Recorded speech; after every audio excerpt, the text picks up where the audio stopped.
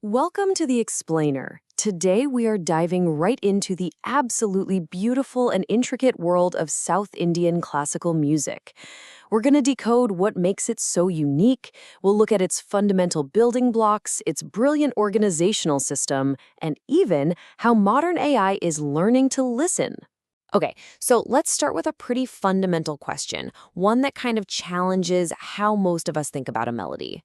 When you hear a tune, what are you really hearing? Is it just a series of distinct notes, one after another? You see, we often think of a musical scale as a simple blueprint. It's like a ladder of notes you can climb up and down to build a melody.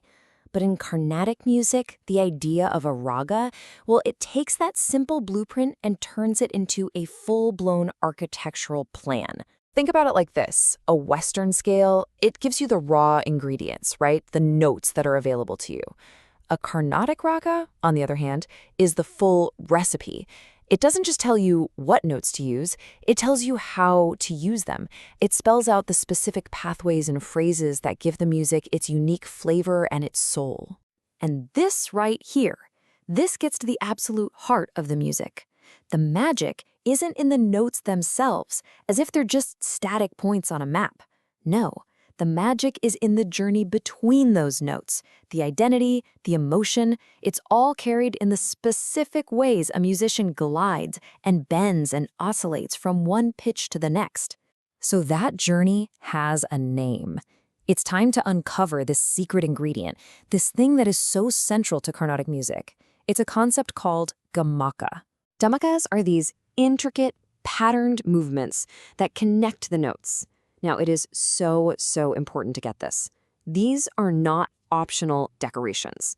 They aren't just sprinkles on top of the music. They are completely integral. A raga without its specific gamakas might sound like a totally different raga or honestly, not like a raga at all. They are its lifeblood, truly. And gamaka isn't just one single thing. It's a whole rich vocabulary of expression. You have everything from these gentle oscillations and smooth slides to sharp bends and these quick, forceful little bursts. Every raga has its own unique set of these that defines its personality. Okay, so to really understand just how critical these ornaments are, let's look at a classic example. We're going to compare two really popular ragas, Shankaraparanamam and Kalyani. Now, if you just wrote them down on paper, their underlying scales look almost exactly the same. But when you listen to them, they sound like they're from different worlds. So why is that? A huge part of the difference comes down to how they treat just a single note, ga, the third note of the scale. In Shankaraparanam, it's held pretty flat, which gives it a sound that's a lot like the Western major scale. But in Kalyani, that same note is sung with a really heavy, wide oscillation. Just that one difference in gamaka completely changes the entire mood and identity of the music. It's incredible.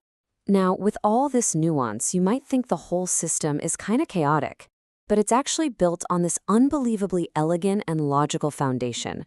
So let's explore this master blueprint for Carnatic music, the Melakarta system. This framework is basically a periodic table for parent ragas. Seriously. It uses a pretty simple set of rules to generate every single possible 7-note parent scale. And from those, thousands of other ragas can be born. It is a masterpiece of music theory. The logic behind it is actually surprisingly simple. It's built in 3 parts. First, you have a choice for the 4th note, which is called ma. You can either have a pure ma or a sharpened one that's a half step higher. That's it. Just 2 options for this really foundational note. Okay, next up we look at the lower part of the scale, the 2nd and 3rd notes, re and ga. Now there are a few different versions of these notes, but you can't just mix and match them any way you want. Based on the rules, there are exactly 6 valid combinations for that pair. And you guessed it, the same exact logic applies to the upper half of the scale. For the 6th and 7th notes, da and ni, you again have a choice of 6 valid pairings. It's a perfect mirror of the lower half. So let's put it all together. You take the 2 choices for ma, multiply that by the 6 choices for the regog pair, and multiply that by the 6 choices for the dani pair. So 2 times 6 times 6 gives us a perfectly complete finished system of 72 parent ragas. But here's the kicker. That universe of 72 is just the beginning. Those are just the parents. Most of the ragas you'll actually hear in a concert are what's known as janya, or derived ragas. This is where artists get really creative. They might skip some notes, or create these cool zigzag melodic paths, or even borrow a foreign note just for one specific phrase to create a really powerful emotional moment. So we have this system that is both mathematically precise but also artistically fluid. And it's defined by all these subtle ornaments and unwritten rules.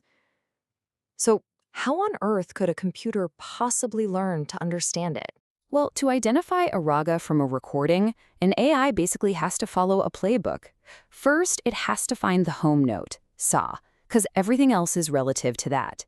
Then, and this is the key part, it has to learn how to separate the steady notes from those all-important ornaments, the gamakas. After that, it scans for signature phrases, and then it matches that whole profile against a database of ragas it already knows. And this quote from our source material really gets to the heart of the challenge. Ragas with identical pitch content diverge in freeze grammar and gamakas. What this means is that an AI can't just count which notes are there. It has to learn the musical grammar, the rules of movement and ornamentation, if it has any chance of getting it right. You know, it's pretty amazing that we can teach a machine to hear these deep nuances. But what does that really mean for us? You know, for listeners, learners, artists, why does decoding all of this truly matter? Well, this process is way more than just a cool tech exercise. For listeners like us, it opens the door to a much deeper appreciation of the art form. For musicians, man, it creates incredible new tools for practice and analysis. It also helps us preserve and catalog this rich tradition for future generations. And it does all this while building a bridge between an ancient art and cutting-edge technology. Ultimately, it all comes down to this. Once you understand the how, the gamakas, the signature phrases, the logic underneath it all, it completely transforms your experience. Listening is no longer a passive thing. It becomes this active, engaging process of discovery. And all of this leaves us with a pretty fascinating thought to end on. We've seen that AI can be trained to understand not just the notes, but the deep grammar of a musical tradition. So, what's next? What other complex, nuanced forms of human expression, from dance to poetry to painting, are just waiting out there to be decoded and understood in a completely new light?